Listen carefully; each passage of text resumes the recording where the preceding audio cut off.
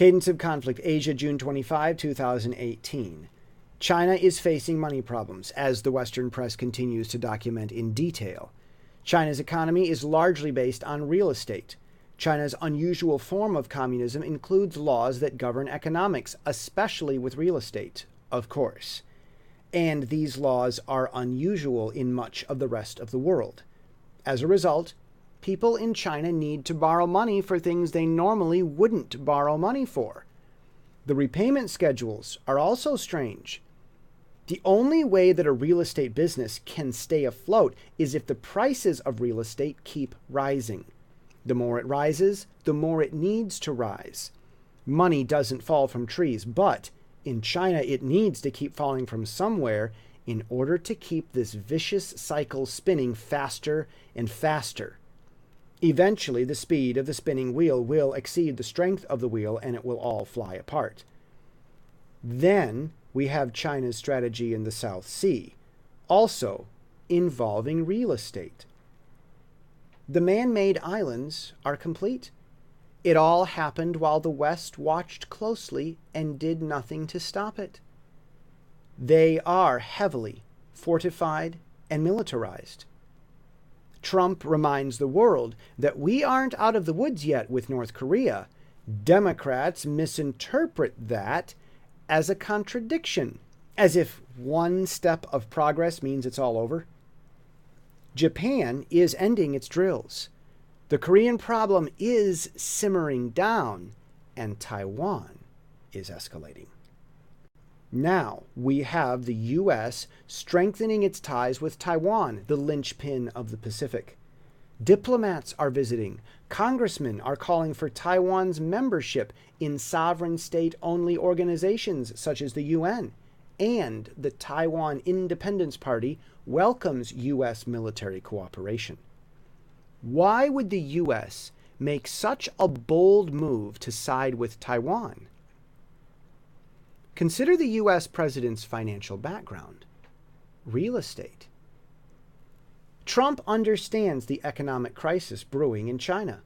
No one has said so, but the pieces line up. The U.S. is positioning Taiwan as the main frontal push against China, while the attack from behind, as it were, is economics. China is beefing up cyber attacks on Taiwan. U.S. aircraft flying near the man-made islands are being hit by blinding flashes of light from the ground and from fishing boats, disrupting aviation. Using lasers such ways is illegal in war, as both the U.S. and China have signed agreements to. China is also using drones that look like flying birds. But China wasn't the first.